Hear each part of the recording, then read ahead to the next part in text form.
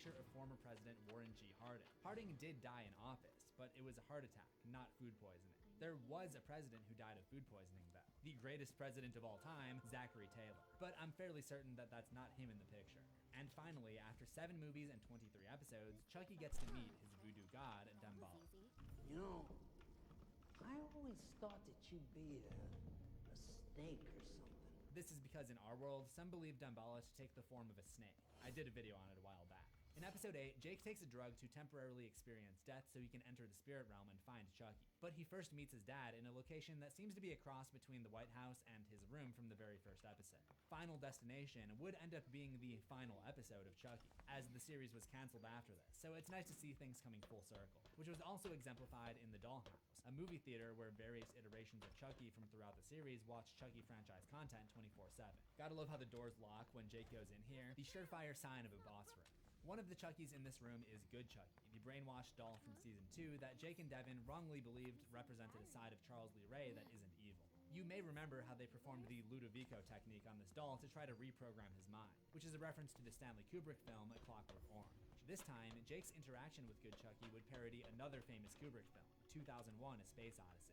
As Jake tries to convince Good Chucky to move on from the spirit realm so he can't do any more damage, they converse in a room that pays homage to the final room from 2001, a sort of liminal space where the main character ages under the observation of an unseen alien intelligence. Even the shape of this good guy artwork kind of matches the artwork seen in 2001. But all of this turns out to be a trap so that Jake will leave his human body unoccupied, allowing Charles Lee Ray to return to the human world, another idea that comes directly from Insidious. But while they're distracting him, Bald Chucky, who if you'll recall from my season 2 episode is basically an homage to this character from Apocalypse Now, has a sensory response when they're talking about the smell of Jake's dad getting electrocuted. Love that smell. Like napalm in the morning. It's a direct reference of this scene. I love the smell of napalm in the morning. When Chucky takes over Jake's body, CIA-placed explosions cause the White House to detonate and come down around them. You're not supposed to use an elevator when there's a fire, so that's pretty dumb, but thematically it brings Lexi and Grant even closer. She too lost her home to a fire in season 1, and they've already bonded over their grief before this point. The trio gets out alive, and Chucky/Jake leads them to the mansion of Wendell Wilkins, the original designer of Good Guys, to find Caroline. Wendell shares his backstory. His son, Tommy, was stabbed by a madman in a shopping mall in 1983. This is just my own speculation, but could his killer be the hack-and-sack slasher who inspired Chucky to kill in season 1? And could losing a son named Tommy also be what inspired him to give one of the first Good Guy dolls the name Tommy, as seen in Child's Play 2? Hi, I'm Tommy. Shut up, you idiot. Like me, huh? At the end, the power of Damballa returns to Chucky, and everyone swaps back, more or less, into their correct bodies. I know they gave up on pronouncing Damballa a while ago, but we just got 3 different pronunciations over the course of a minute. Yeah, we're on our way to the Versed in the dark arts of Damballa. Ajay, Due, Dumbella. Give me the power, I beg of you. It's like they saw my Damballa horror history where I complained about the inconsistent pronunciations and just decided to f with me. Anyway, Chucky, Tiffany, and Nika all end up in their most iconic form factors, with Caroline doing her best Latari and Milton as the evil dolls get away. On one hand, I don't really know who we're even supposed to be rooting for anymore, because Chucky and Tiffany are the characters who go under duress and have to undergo a character arc this season more than anyone, and this is basically treated as a happy ending. The post-season wrap-up teases a 4th season, which obviously won't happen now that it's been canceled, but I honestly feel like this is a great place to stop. I talked earlier about how it feels like Chucky's story is coming to an end soon, and here we're introduced to what appears to be the last Good Guy doll in existence. I'd rather them end where they began, with one final movie wrapping up Chucky and Andy's decades-long feud once and for all, before letting Chucky's voice, Brad Dourif, who's 75 years old at the time of recording, have a well-deserved retirement. Of course, we aren't done yet, because we still gotta talk about the crew reference Easter eggs. Let's backtrack to episode 3. There are several newspaper articles about the death of the president's youngest son.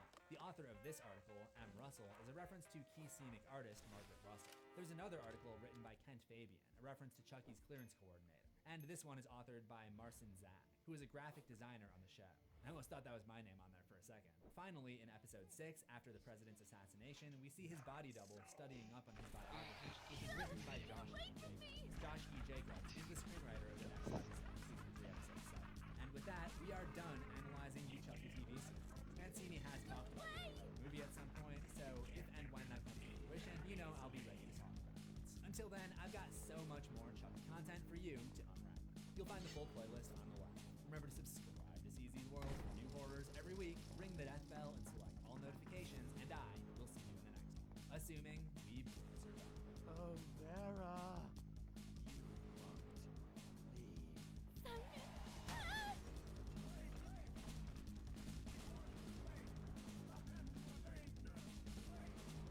A posthumous birth is when a baby is born after the death of his or her parent. It's something that's almost sure to have psychological implications for both the child and the surviving parent, as we've seen before in Stephen King's Carrie, in the strained relationship between Carrie and his mother. Another example is A Nightmare on Elm Street 5 with Alice and her son Jacob. But there is perhaps no darker an example of the effects of a posthumous birth than in the 2014 horror film The Babadook.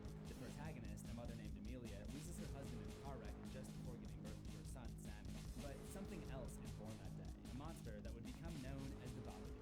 To learn about the origins of this icon of modern horror and the part of the ending that nobody's talking about, stick around to the end of this video. This video is sponsored by Faction.